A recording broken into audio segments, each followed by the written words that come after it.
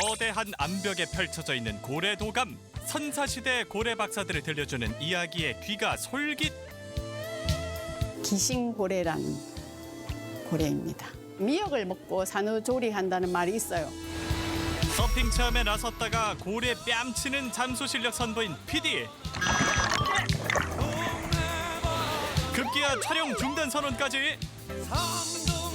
넓고 넓은 바닷가에 숨겨진 재미와 수수께끼에 풍덩 빠져볼 수 있는 울산광역시로 출발해 볼까요? 영남 알프스를 품고 있는 울주군은 우거진 숲과 거대한 암벽, 그리고 그 사이를 휘감아 도는 푸른 물길까지 자연의 신비를 마주할 수 있는 곳입니다. 특히 구비구비 9곡을 이룬다는 대곡천은 그 웅장함보다 더한 비밀을 감추고 있는데요. 바로 이 안반이 그 주인공. 거북이가 엎드린 모양의 산이라서 반구되고요. 지금으로부터 7,000년에서 3,500년까지 선사시대에 그려진 그림이 있는 곳이 반구대 안각화입니다. 바위 표면을 쪼아 육지 동물은 물론 해양 동물까지 300여 점의 그림을 새겼다는 반구대 암각화. 선사시대의 그림 실력을 볼 수 있다는 것 말고도 중요한 의미를 갖고 있다고요. 인류에서 대한민국 사람이 고래를 가장 먼저 잡았다는 이 과정들이 여기 그림에 나와요. 그래서 그런지 우리는 고래에 대해서 잘 알아요. 고래 심줄이 질기다는 거, 또 고래고래 소리를 지른다는 거, 또 고래등 같은 집도 있고, 또 술고래란 말도 있고, 이렇게 해서 우리는 우리 삶 속에 언어 속에 이렇게 고래가 들어와 있다는 걸, 그런 걸 알게 됩니다. 그런데 아무리 눈을 크게 뜨고 봐도 그냥 금이 간 바위일 뿐인데 혹시 관광객 눈에는 그림이 보일까요? 전에 왔을 때는 잘 이렇게 저게 고래다 이런 걸 잘 못 느꼈었는데 고래박물관인가 거기를 먼저 들려가지고 내용을 충분히 숙지하고요. 그다음에 어떤 고래가 있다는 것도 보고 그러고 난 뒤에 와서 보니까 이게 보이는 거예요. 꿀팁을 얻고 찾아간 박물관. 외관도 고래를 닮은 암각화 박물관에서 그 진면목을 확인할 수 있었는데요. 이거는 기신고래라는 고래입니다. 잡으려면 귀신같이 숨어버린 데서 또 새끼를 낳고는 미역을 먹고 산후조리한다는 말이 있어요. 그래서 그 미역을 먹다가 그거를 미역을 덮어 쓰고 이게 연하로로 쑥 나왔을 때 사람들이 보기에 귀신처럼 보인 데서 기신고래라는 말이 있어요. 산후조리하는 미역 먹는 걸 고래한테 배웠다는 말이 있어요. 그림만 보고도 어떤 고래인지 알 수 있을 정도로 세밀한 작품. 고래가 이 꼬리가 위에 있어요. 얘는 항상 물에서 바다에서 떠서는 잠수할 때는 뒤로 해서 잠수를 하거든요. 그래서 얘는 그림을 그리는 때 이렇게 거꾸로 그려놓은 것 같아요. 꽤나 크기도 커 보이네요. 커요. 이 고래는 실제로 23m인데 아파트로 치면 8층만 해요. 그 대단하죠. 이런 거를 잡아서 보고 이렇게 했다는 게. 무려 7,000년 전의 삶을 유추해 볼 수 있는 기록. 그렇다면 암각화는 한국에만 있을까요? 40년간 암각화를 연구해 왔다는 전문가를 만나러 간 곳. 벽면에는 알 수 없는 그림이 가득합니다. 세계 각지의 암각화들이 있는데 컬러링을 해놓은 작품들입니다. 긴 그 역사, 인류사를 놓고 봤을 때 문자 이전의 시대, 소위 말하는 선사시대의 사람들의 사고방식, 사유세계 이런 것들이 무엇인지를 말해주는 도상 언어라고 이야기합니다. 고대인들이 바위에 저장한 암각화에는 풍요를 기원하는 주술적 의미가 담겨 있는데요. 지역마다 그 의도에 따라서 기후 환경이 다 달라져 버리는 거죠. 서식하는 동물들, 그런 동물들과 더불어서 살았던 사람들의 삶의 방식도 당연히 달랐겠죠. 우리나라 이 대곡리 암각화 속에는 고래 그림들이 굉장히 많이 있어요. 물론 우리나라처럼 고래 그림이 등장하는 암각화도 있지만 특히 반구대 암각화가 특별한 이유가 있답니다. 우리나라 고래 그림은 이미 선사시대의 고래 박사님들이 그린 그림들이다. 11종류 이상의 고래를 우리가 분별해낼 수 있을 정도로 고래에 대한 전문 집단들이 고래를 그렸다. 그냥 고래를 잡았구나가 아니라 고래를 어떻게 잡았고 어떻게 끌고 갔으며 세세한 디테일들이 그려져 있어서 선사시대의 고래 도감이고 또 선단식 포경의 발상지가 울산이었다. 전 세계를 돌아다니며 암각화를 연구한 전문가도 푹 빠질 수밖에 없는 특별함. 더 많은 사람이 반고대 암각화의 매력을 느낄 수 있도록 제작한 것이 있다고요. 실제 사이즈의 4분의 1 크기로 축소해서 병풍을 만들어 놓은 겁니다. 고래는 어떤 색, 그다음에 새는 어떤 색, 육지동물은 어떤 색 이런 식으로 이제 한눈에 보실 수 있도록 이렇게 이제 만들어 놓은 겁니다. 크기만 작아졌을 뿐 모든 문양을 똑같이 그려낸 도면. 채색까지 해놓으니 선사시대의 삶이 한눈에 들어오는데요. 안각화 근처에 있는 숙소를 잡아가지고 열흘 정도 이상 먹고 자고 하면서 채색 작업을 저렇게 부분적으로 해가지고 그걸 다시 이제 넓은 강의실에 가서 하나하나 이어붙이는 작업을 했죠. 병풍으로 만드는 것도 한 달 정도 걸렸습니다. 암벽에 직접 비닐을 대고 문양 하나하나 있는 그대로 실측해 만든 도안. 특히 작업이 까다로운 이유가 있었답니다. 오랜 세월에 걸쳐서 계속해서 덧그리기가 이루어졌습니다. 여기에 그려진 고래 꼬리 지느러미가 또 밑에 그려진 고래를 침범했고 호랑이를 그리면서 호랑이 귀가 또 이렇게 꼬리 지느러미를 침범했죠.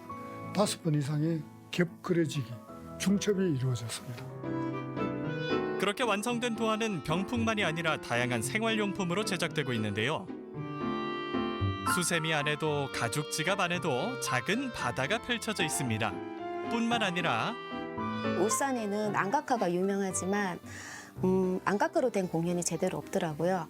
저희들은 장생포에서 선사시대까지 안각화로 어떻게 연결되는지 그것을 인형극으로 보여주는데 고래를 봅니다입니다. 장생포 사람들은 고래를 잡을 때 고래를 잡는다고 하지 않고요. 고래를 봅니다라고 고래를 조금 높여서 이렇게 불러주고요. 태고의 흔적을 간직한 선조들의 예술 작품이 우리 생활 속으로 들어와 현대판 예술로 되살아난 건데요. 7,000년 전의 찬란한 기록을 보존하는 데 진심인 사람들. 선사시대인들이 우리한테 전해주는 타임캡슐과 같다. 안 본 것, 상상할 수가 없고 모르는 것 그릴 수가 없습니다. 세계 어디에도 고래 그림은 몇 군데가 있지만 이렇게 리얼하게 고래를 변별해서 그려놓은 그림은 없다. 그러니까 이거는 세계문화유산으로서 충분한 가치를 지니고 있는 그림이다. 바위 그림 역사책, 암각화가 전해주는 고래 이야기와 함께하면 역사여행도 지루할 틈이 없겠죠.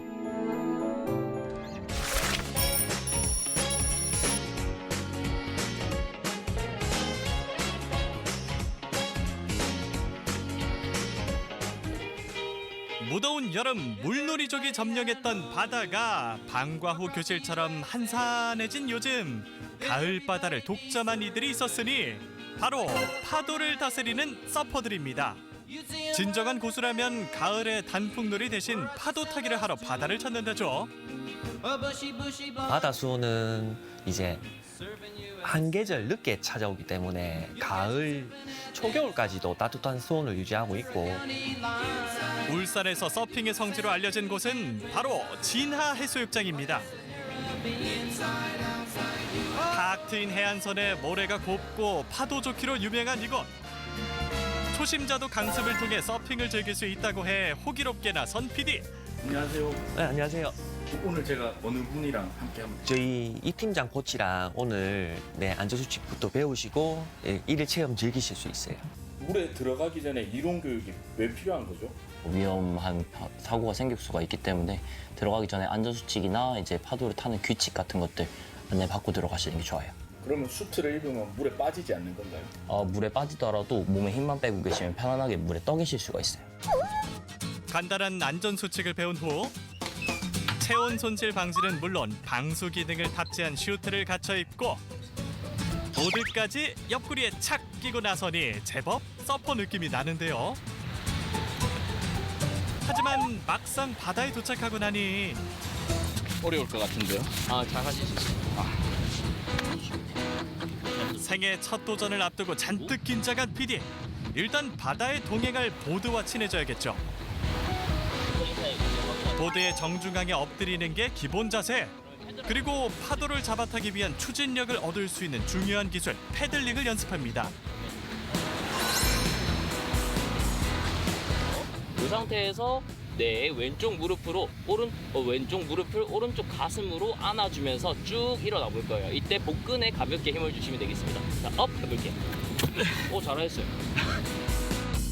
박력 있게 일어서는 동작까지 마스터한 PD. 중요한 건 여기가 육지라는 거죠. 과연 실전에서도 잘할 수 있을까요? 다행히 평일인데다 전날까지 비가 온 탓에 바다는 오로지 PD의 동무대입니다. 파도를 만날 수 있는 수심까지 나아간 후 타이밍에 맞춰 힘껏 패들링을 하는데요. 결과는 역시 실패. 이대로 포기할 순 없다. 하지만 서핑하러 왔다가 물만 먹고 가지요. 잠수 실력만 키우고 끝난 도전. 비록 파도 타기엔 실패했지만 고생한 PD 소감 안 들어볼 수 없겠죠. 해변에서 배울 때는 이게 쉽게 파도를 타면서 나도 한 명의 서퍼가 될 것 같은 느낌인데 막상 바다에 들어가면 파도에 한 방 맞는 순간 머릿속에 하얘지면서 아무 생각이 없어요. 내 몸이 아니에요. 3번 정도 시도하면 파도를 한번 가지고 놀 수 있을 것 같은 느낌은 듭니다. 초짜에겐 버겁고 고수에겐 놀기 좋은 파도. 이대로는 아쉬우니 강사의 시범 한번 감상해 볼까요? 서핑에서는 제일 중요한 게 여유, 릴렉스 이렇게 얘기하거든요. 자유롭게 좀 자연 안에서 여유를 가지는 게 그런 게 서핑이라고 생각해서 조금 쉬어가고 싶으신 분들한테 좀 여유를 갖고 싶으신 분들한테 서핑 추천해드리고 싶습니다. 바다에 똑같은 파도가 치지 않는 것처럼 매번 새로운 경험을 선사하는 서핑. 색다른 바다를 즐기고 싶다면 파도를 넘나들며 자유를 만끽해보는 건 어떨까요?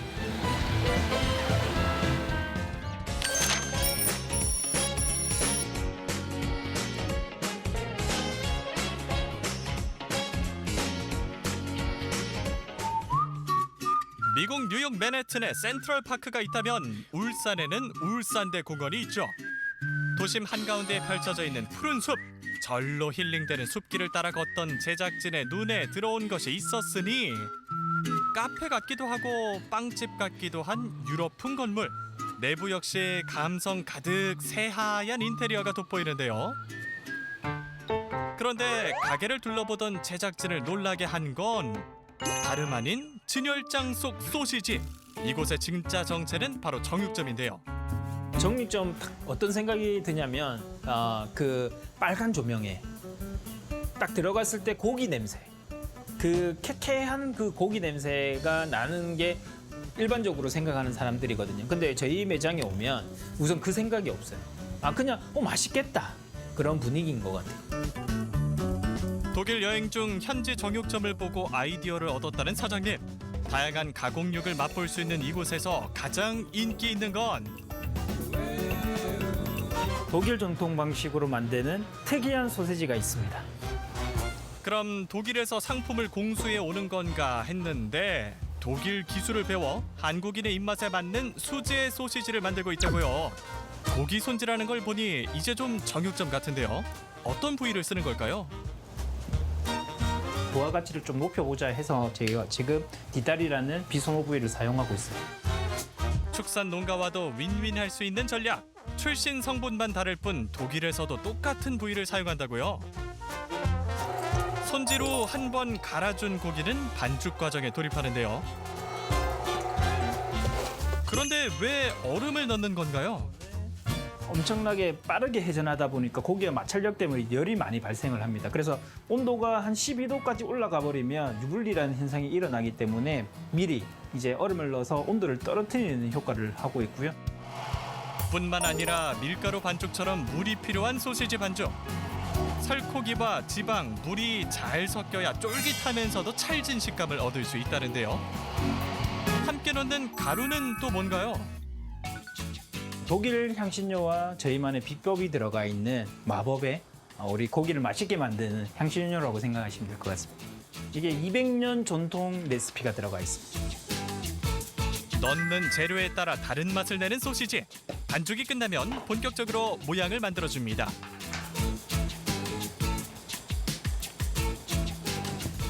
돼지 창자인데요. 저희는 천년 돈장으로 만들고 있습니다. 순대 껍데기랑 비슷하다 생각하면 되나요? 네, 순대 껍데기 똑같아요. 그 대신 그 안에 진피라고 해서 그거를 이게 창자 그 소세지용 이제 그 창자를 뽑아내는 거죠. 돼지 창자는 잘 터지기 때문에 속을 적당히 채워주고 찌는 시간도 엄수해야 하는데요. 하지만 가장 중요한 건 고기에는 냄새가 안 나야 됩니다. 고기는 딱 7일 이내에 도축한 신선한 걸로 소세지를 만들어야 된다는 거는 제가 꼭 지키고 있고요. 그런 정성 덕분에 비행기를 타지 않고도 울산에서 독일 전통 소시지의 풍미를 느낄 수 있는 거겠죠. 다른 데서 먹어볼 수는 없으니까 여기 좀 자주 좀 더 고소하기도 하고요. 그리고 이제 와인 안주로 곁들이기도 좀 좋고 맛이 그렇게 세지 않아서 오히려 그래서 좋은 것 같습니다. 특히 염도를 낮추고 부추나 청양고추 등 한국의 맛을 가미한 것도 신의 한 수. 김치가 외국에 가도 그 지역에 맞게끔 개량하는 거가 되잖아요. 그런 것처럼 소세지도 우리 한국형 입맛에 맞춰야 된다. 친환경적으로 이제 키우고 있는 돼지라든지 그런 좋은 고기를 토대로 농가형의 이제 그런 문화시설을 좀 만들어 가고 있다라고 생각해 주시면 될 것 같습니다. 숲에서 즐기는 독일의 맛이 궁금하다면 이색 정육점으로 피크닉을 떠나보는 것도 좋겠죠.